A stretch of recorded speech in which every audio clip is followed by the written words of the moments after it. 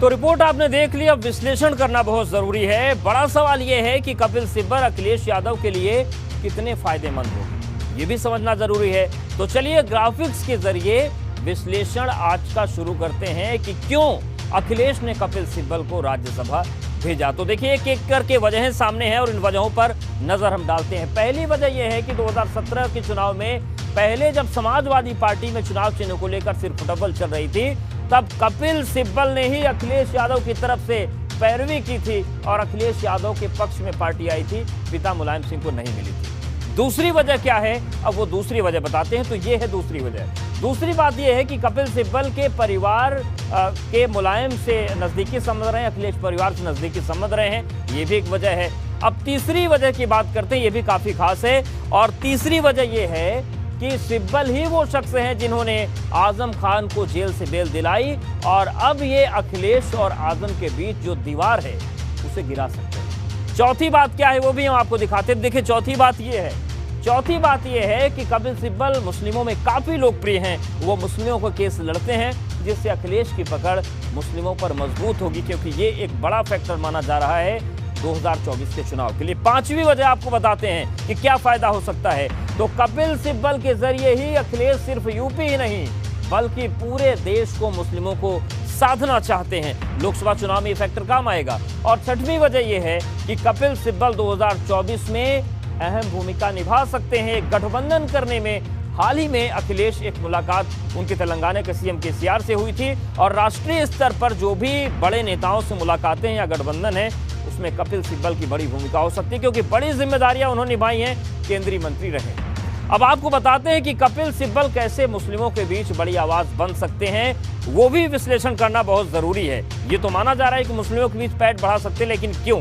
दरअसल इसके पीछे वजह यह है कि वो केस जो अब तक कपिल सिब्बल ने लड़े हैं वो आपको ग्राफिक्स के जरिए समझाते हैं। देखिए पहला केस बड़ा महत्वपूर्ण केस था, यह है कर्नाटक का हिजाब केस। उसके बाद आता है जहांगीरपुरी, पूरे देश ने देखा बुलडोजर जब वहां पर चले, वो केस भी कपिल सिब्बल ने लड़ा।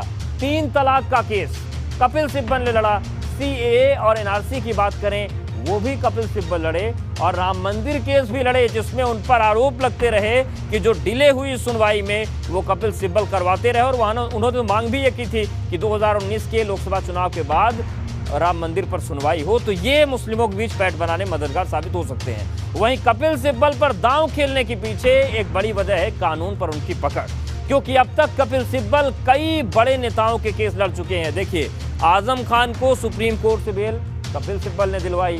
केवल आजम खान ही नहीं, लालू प्रसाद यादव मशहूर चारा घोटाला, उसमें भी कपिल सिब्बल ने ही जमानत दिलवाई। उसके अलावा ममता सरकार के मामलों की पैरवी भी कपिल सिब्बल ने की। पी चिदम्बरम का केस भी कपिल सिब्बल ने लड़ा। राहुल गांधी के केस की पैरवी भी कपिल सिब्बल ही करे। और अनिल अंबानी का केस भी उन्होंने लड़ा, एनसीपी नेता। नवाब मलिक का केस भी इन्होंने लड़ा और इसके साथ ही साथ सुब्रत राय का केस भी कपिल सिब्बल ने ही लड़ा। यानी कि चाहे राजनीति की बात करें या कॉरपोरेट घरानों की बात कर लें, सभी मामलों में कानूनी तौर पर मजबूत कपिल सिब्बल नजर आए। तो कपिल सिब्बल पर अखिलेश ने क्यों दांव खेला ये आपने समझ लिया, लेकिन अखिलेश के वो 3 खिलाड़ी कौन हैं जो राज्यसभा जाएंगे ये भी समझ लीजिए, क्योंकि इस बार 3 सीट पर सपा की जीत तय नजर आ रही है, जबकि चौथी सीट के लिए उनके पास सिर्फ 14 विधायक होंगे, जिसके लिए समाजवादी पार्टी कोशिश करती दिख भी नहीं रही।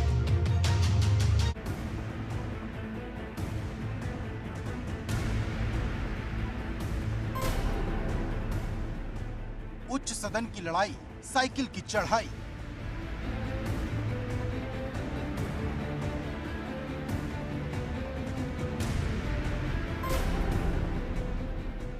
तीन सीट पर जीत तय, चौथी के लिए नहीं होगी फाइट। 10 जून को होने वाले राज्यसभा चुनाव के लिए समाजवादी पार्टी ने अपने पत्ते खोल दिए हैं। समाजवादी पार्टी ने वरिष्ठ वकील कपिल सिब्बल, सपा नेता जावेद अली और डिंपल यादव को राज्यसभा भेजने का ऐलान किया, जिसमें से कपिल सिब्बल और जावेद अली ने अपना नॉमिनेशन कर दिया, लेकिन डिंपल यादव का नॉमिनेशन अभी बाकी है।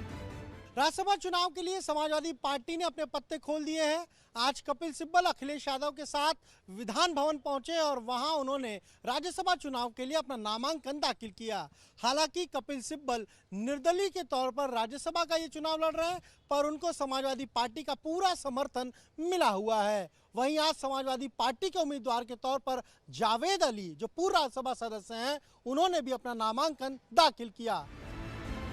आपको बता दें कि डिंपल यादव पहली बार राज्यसभा जाएंगे, जबकि जावेद अली पहले भी राज्यसभा सांसद रह चुके हैं। लेकिन कपिल सिब्बल का नाम सबसे ज्यादा चौंकाने वाला है, क्योंकि पहले जयंत चौधरी को राज्यसभा भेजने की चर्चा थी, लेकिन कपिल सिब्बल के नॉमिनेशन के बाद ये चर्चा ठंडे बस्ते में चली गई।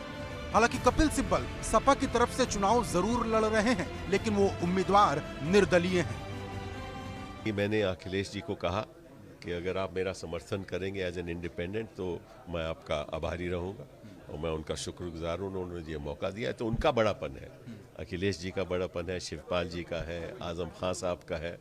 लेकिन आमतौर पे निर्दलीय कोई नहीं चाहता, कोई भी पार्टी का नेता नहीं चाहता कि निर्दलीय नॉमिनेशन हो। कपिल सिब्बल जी वरिष्ठ अधिवक्ता रहे हैं, देश के जाने माने केसेस उन्होंने लड़े हैं। वो लोकसभा में रहे हों, राज्यसभा में रहे हों, उन्होंने बात को अच्छी तरह रखा है ढंग से। पॉलिटिकल कैरियर भी है उनके पास, एज ए लॉयर बहुत सक्सेसफुल लॉयर हैं। वहीं नॉमिनेशन करने के बाद कपिल सिब्बल ने कई बातें साफ की। पहली ये कि वो 16 मई को ही कांग्रेस से इस्तीफा दे चुके हैं। दूसरी, कपिल सिब्बल अभी सपा में शामिल नहीं हुए। तीसरी ये कि वो एक गठबंधन बनाना चाहते हैं जो 2024 में केंद्र की मोदी सरकार से टक्कर ले सके।